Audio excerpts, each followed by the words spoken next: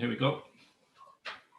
Hello and welcome to a new episode of our podcast series from the Belt and Road Institute in Sweden. My name is Hussein Askary, and today we are going to take you to the Indian Ocean, to the island of Sri Lanka. We will have a special guest today, Mr. Yasiru Ranaraj. He's a marine technology expert, but also knows a lot about the economy of Sri Lanka and its relationship to China and the Belt and Road. Welcome, Yasiru. Thank you for having me, Hassan. Thank you too for making the time to be with us. Well, when people hear Sri Lanka, China, the Belt and Road Initiative, the first thing which comes to mind is the massive propaganda about the deb-trap, the Hambantota port, which China has taken over now. But that's not really the reason we want to talk to Yasiru, because there are more interesting and important things happening in Sri Lanka in relationship to the Belt and Road Initiative. Although we will touch upon the question of the deb-trap, since we have Yasiru from Sri Lanka, he knows the situation from inside. So we would like to ask you, Yasiru, first to tell us what is going on in Sri Lanka, what interesting things are happening there. Yes, Hassan. So Sri Lanka is mainly quoted as one of the countries who are engaged in the Belt and Road Initiative at its initial stages in 2014. That is, so the country was quoted a lot in international journals, news articles, and all over global news. So Belt and Road comes as a whole because Sri Lanka the name of Sri Lanka obviously comes one way or another. So I want to first give a small introduction about Sri Lanka and China, the relationship or the bonding with these two countries, so we can gradually go to the Belt and Road Initiative era as well. So for Sri Lanka, starting the relationship with China, given the Sri Lanka is an island in the Indian Ocean, so through ancient times, Chinese were coming into Sri Lanka, and we had a lot of strong relationship with different academics and religious relations and so on. But it started in 415 BC when a monk came from Sri Lanka to China and did some writing. But since then, there have been throughout all the kingdoms Sri Lanka had. Many kingdoms had relationships with Chinese dynasties inside China. So the historical relationship is very important for us to actually engage in affairs with related to China and Sri Lanka. So that brings us to the next era, which is the post-independence era to the world. The post-independence era, the world changed a lot. Many countries got independent, and there were a few left-wing countries, right-wing countries, communist-based countries. So China was sort of like idling in the world. I don't want to go through the history, but I just want to touch down. But at that time, China couldn't have any diplomatic or trade relationship with many countries due to its communism background and the situation at that time. So Sri Lanka was one of the first countries to recognize China at that time.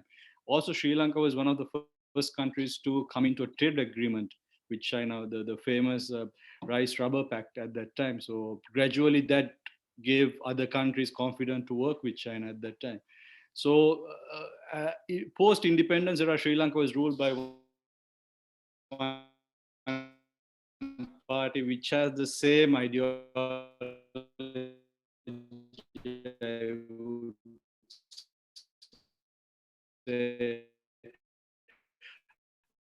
nationalism ideology or a socialist factor. Even Sri Lanka is called build the basic the foundation of this relationship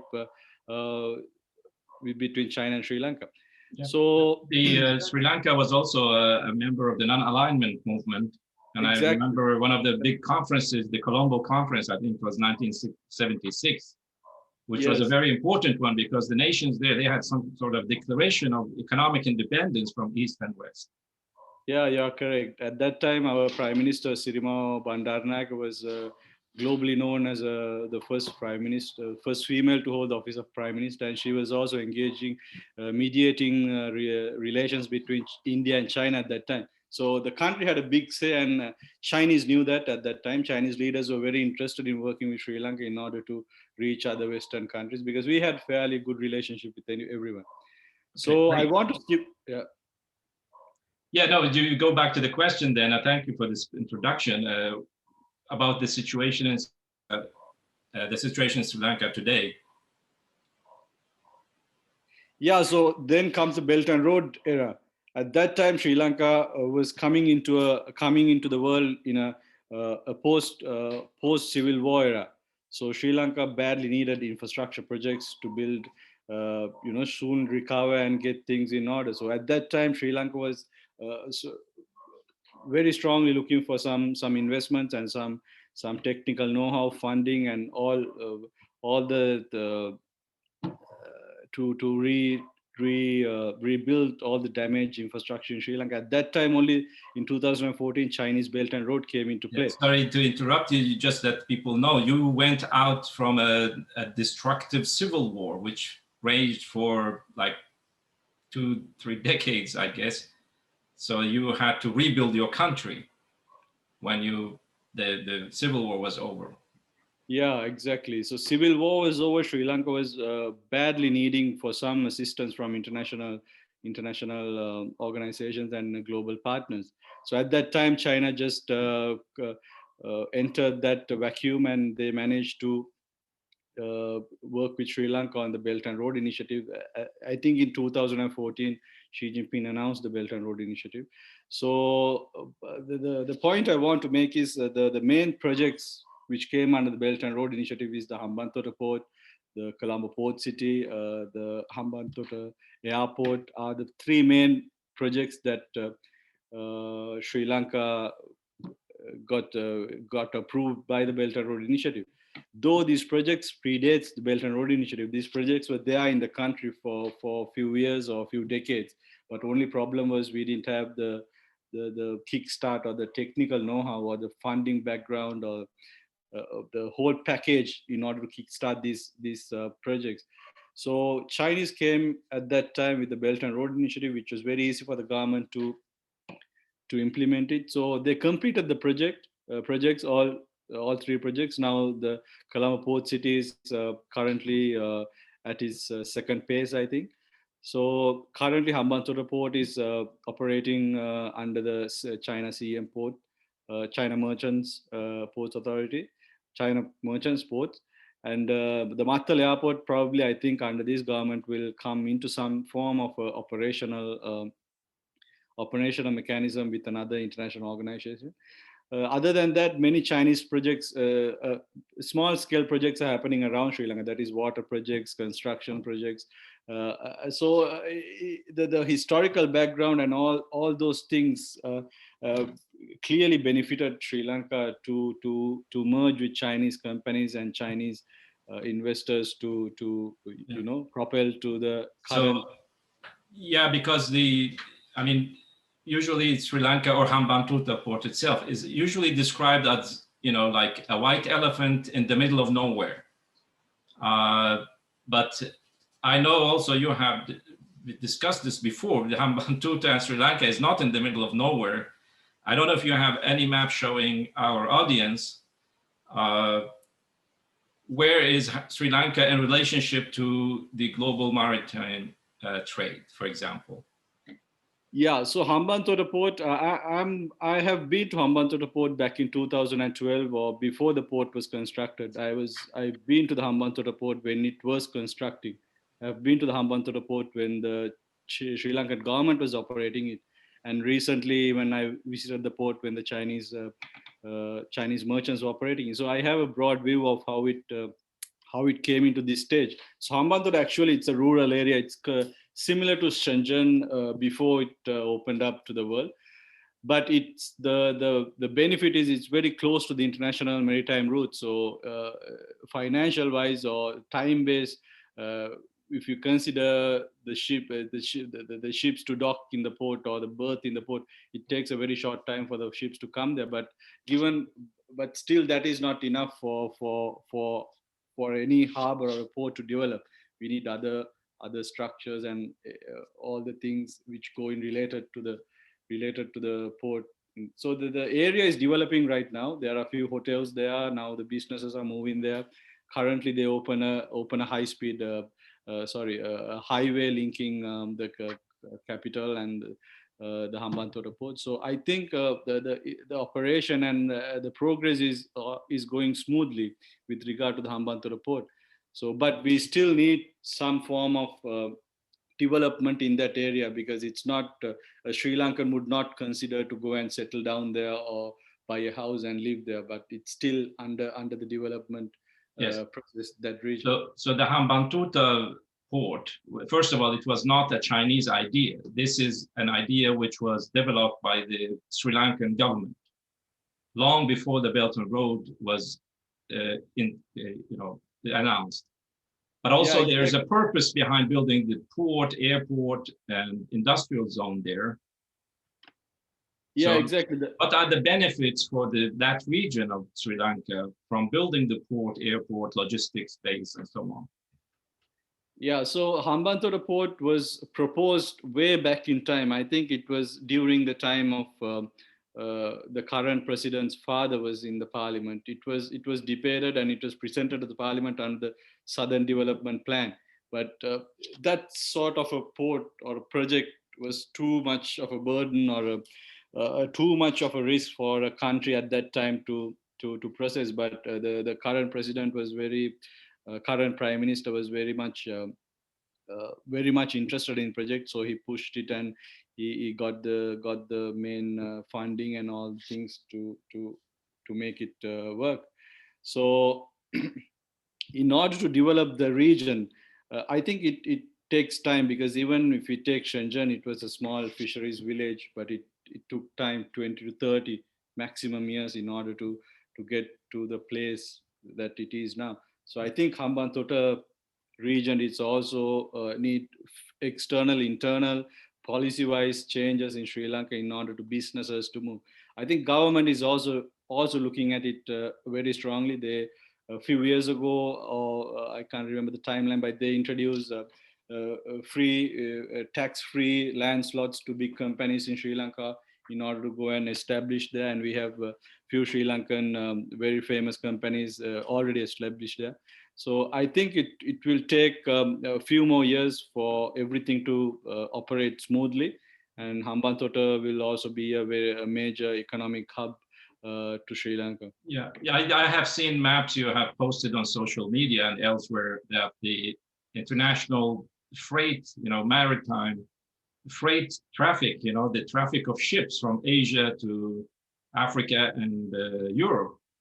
I mean, most of the world trade is just passing by Sri Lanka,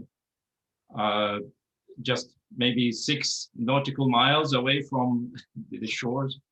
How is that could become a potential for Sri Lanka and for the ports of Sri Lanka, not only Hambantota, but also the Colombo port, because there's a lot of work going on in the Colombo port project. What is the future of this? Yes, Hassan. So Colombo port is already a top port in the region. It's around 250 years old. And I want to make an interesting point here. Colombo port was also given to CICT, that is a joint venture between China Merchants and Sri Lanka Post Authority. That is back in 2012 or 13, if I'm not wrong.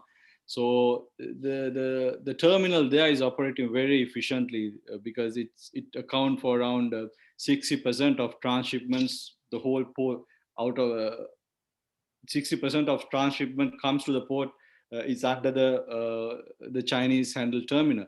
So that gave a big boost to the port and the other terminals as well. So these two ports are focusing on different things. Colombo port is focusing on transshipments and all that. Hambantota port, as I as I can predict, it's more focused on uh, few bunkering stations and ro-ro vessels. Their main business model for now is the ro-ro shipments, which are coming from Japan to Asian markets and African markets. So that is their main. That is probably the bread and butter of the Hambantota port right now. But in short term, they are planning to start bunkering, and they already signed a contract with Sinopec, which is the second biggest oil company in China. And also there are some local companies there, like Labs. It's a local gas company. They're also present there.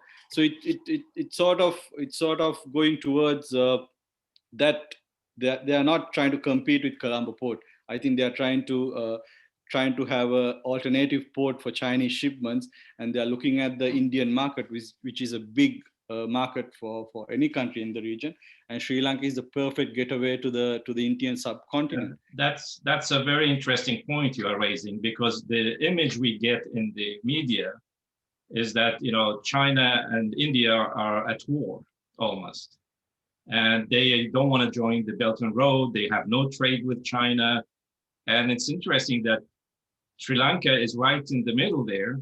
It's a neighbor of India. They share a culture, of course, too, partially, but also you are the major trade partner with China.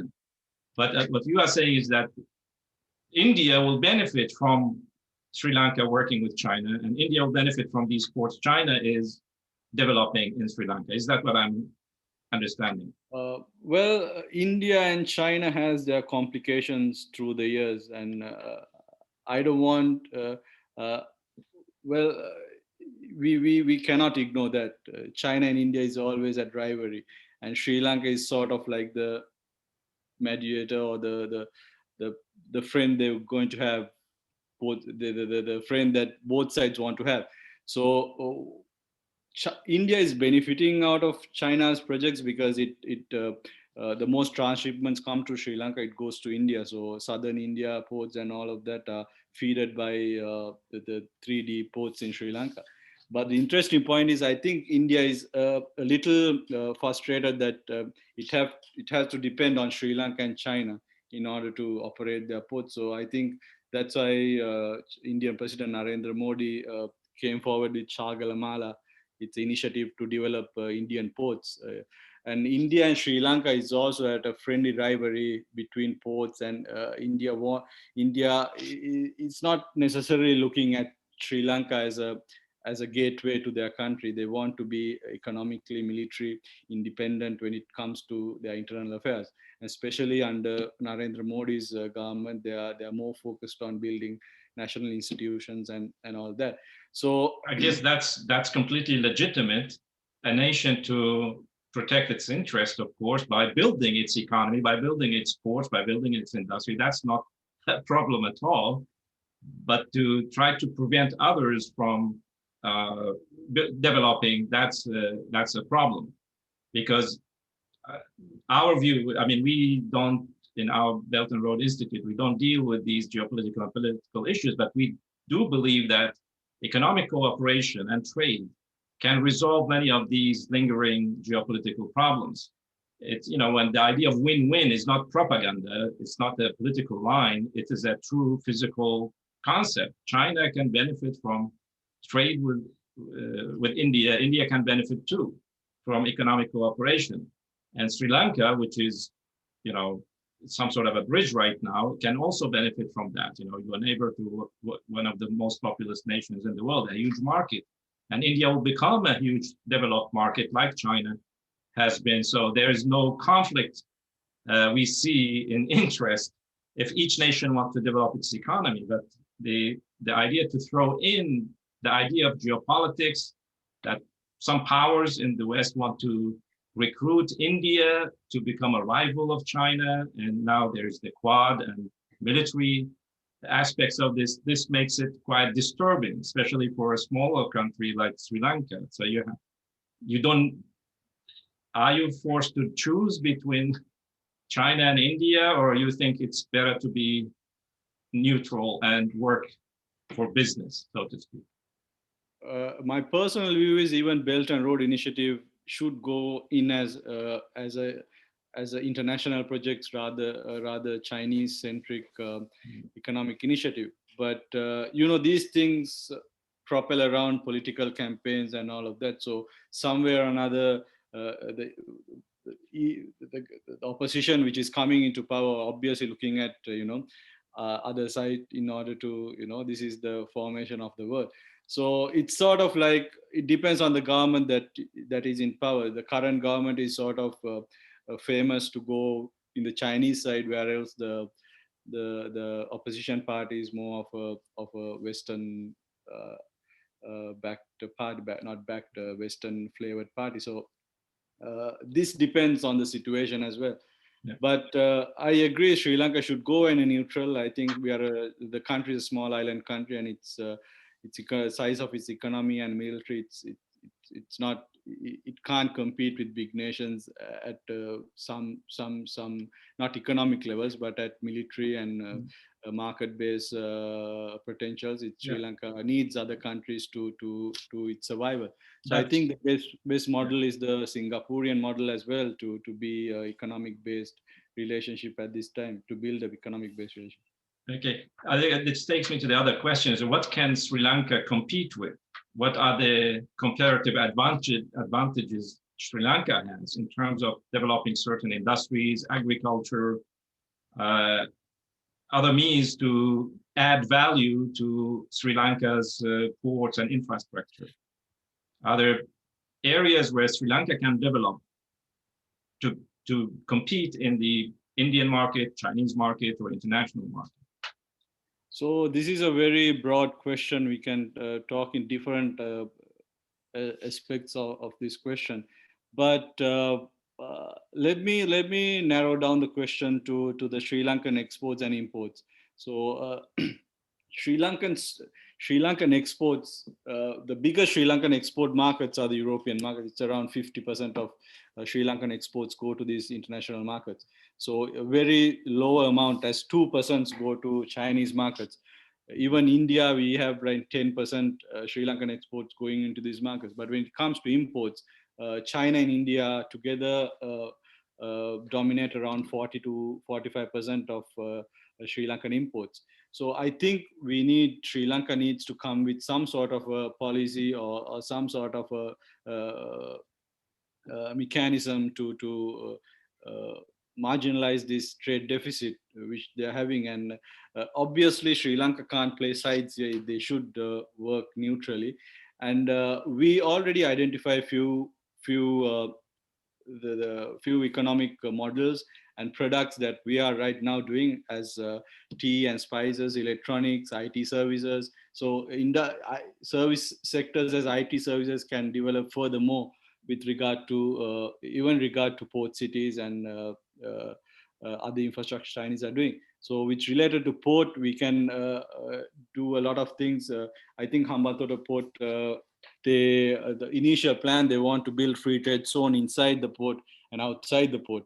I think recently they signed another agreement with the tire company, a Chinese investment, to have a tire production company in Sri Lanka in the Hambantota region as well. So I think businesses are coming there. And I think Chinese are also think 2 steps smarter than Sri Lankan politicians as well. I think right now we are in the midst of in negotiating a China-Sri Lanka free trade agreement.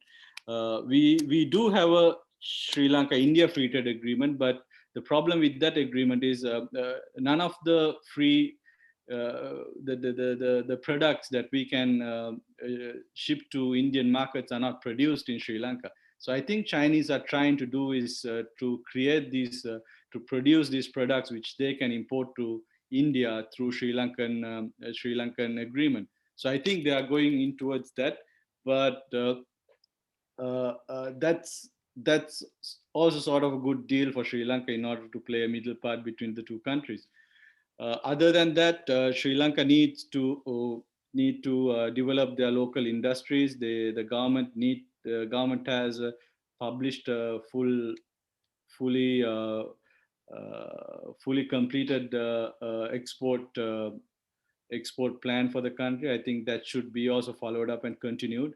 And new industries as ship and boat building is also boosting in Sri Lanka. These are the areas that you can get a lot of know-how. I think right now Chinese have the know-how and the capacity to do most industries, railways, port industries, and all that.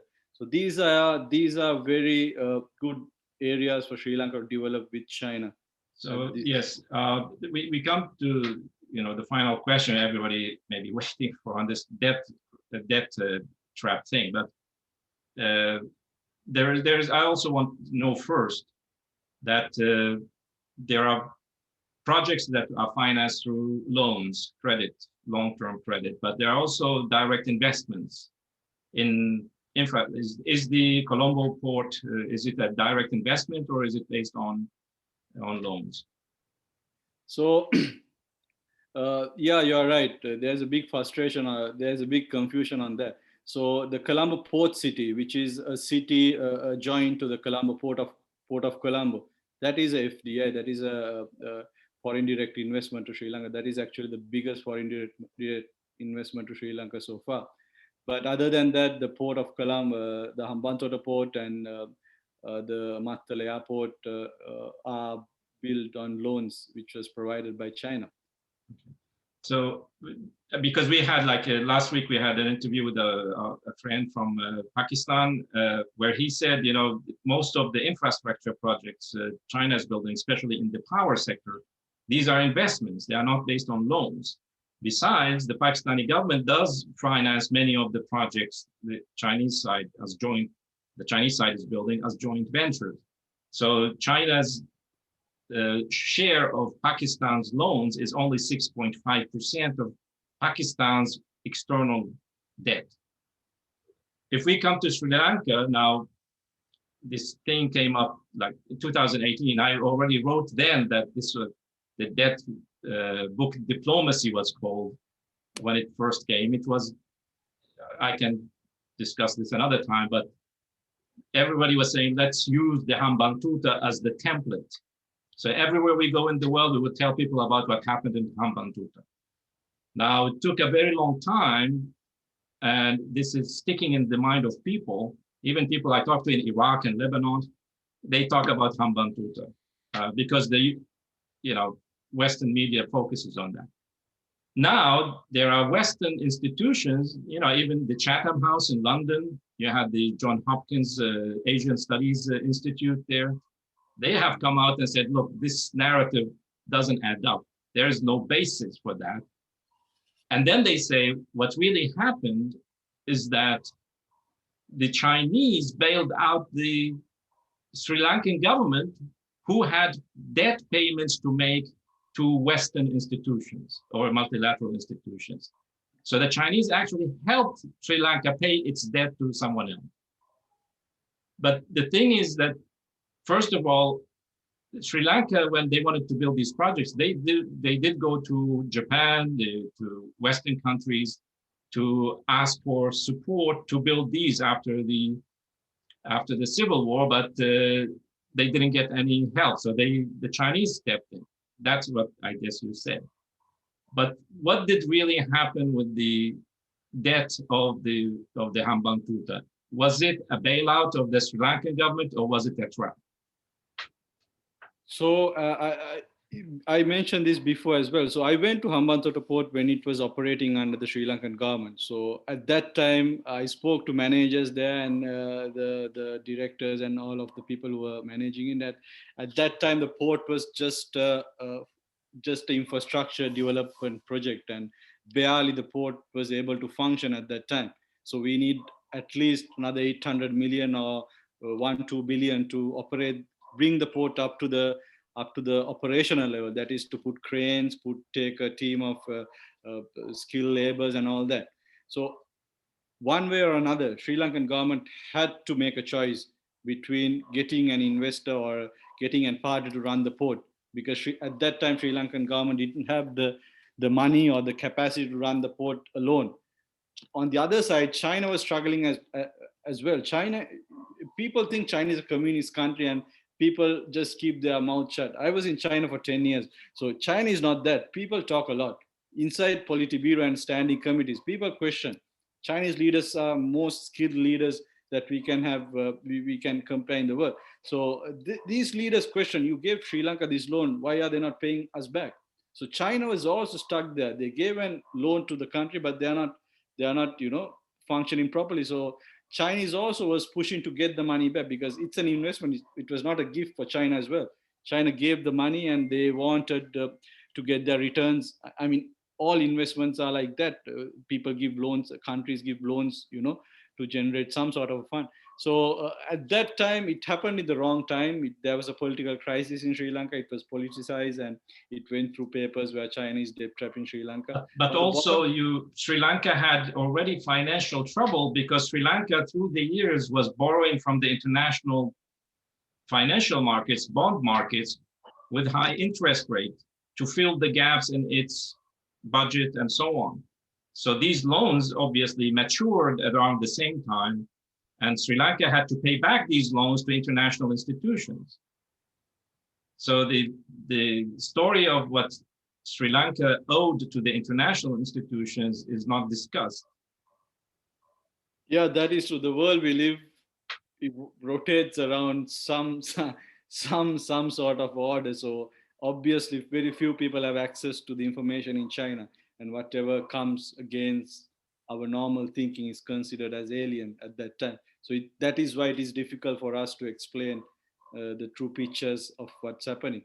You're correct. The Sri Lanka has some a debt problem to some extent because our internal debt is also the government institutions are also not performing well. So this is just a Sri Lankan problem, and it needs to be fixed. And also we need to manage our debts with other countries. But I have read few papers and few studies on this, so saying China is not debt threatening Sri Lanka in any way. So I mean, it won't make any difference whether we speak about it or not. Many professionals have published on this topic as well. Yes. No, that's really a narrative which is, as I said, it's dying out. Even in Europe and the United States, people say, this is outdated. It doesn't work. There's no evidence of that, neither in Sri Lanka or Pakistan or Djibouti or anywhere else. But now there's a new narrative which says, actually, the Belt and Road Initiative is a failed project. It's not giving back anything to China. It doesn't giving anything to the people of the countries who initiated it. And, China has stopped investing and so on and so forth. But I think what you are discussing is that this is a long-term project. And a question of economic development is also a long-term issue. So, in conclusion, where do you see Sri Lanka's relationship to the Belt and Road, to China, and its own economic development is going? Yeah, so the Belt and Road Initiative, is also a little vague topic because even the Chinese government or any responsible organization was unable to define what Belt and Road Initiative is and where is it going. So at this time, it's a source of funding for many nations. So I think Sri Lanka fairly negotiated well on many aspects of getting Chinese funds, and they managed to build many infrastructure projects which related to Chinese funding, technological know-how, and operational-wise help from China and all that. But from here onwards, I think Sri Lanka should play a more advanced technological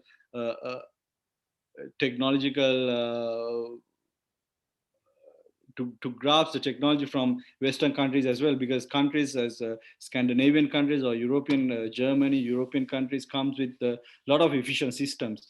So Sri Lanka should not get sided with China as well. Even for the Belt and Road Initiative, my opinion is it should go out as an international initiative where you have people-to-people connections through that. But that side is very lacking. Even you and I both run organizations related to Belt and Road Initiative. We know how difficult it is to go inside China and get things or get information. So there are challenges. But in the future, I think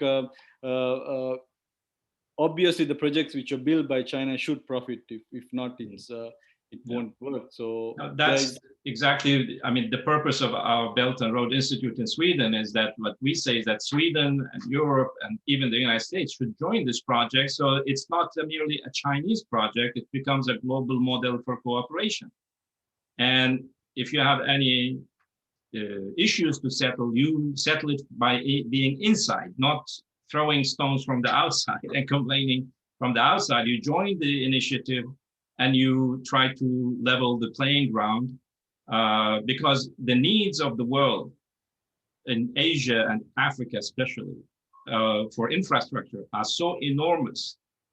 It's unthinkable that China alone can do all these things alone. And China itself is inviting others to join in these efforts because it will benefit everybody, but we still have this suspicious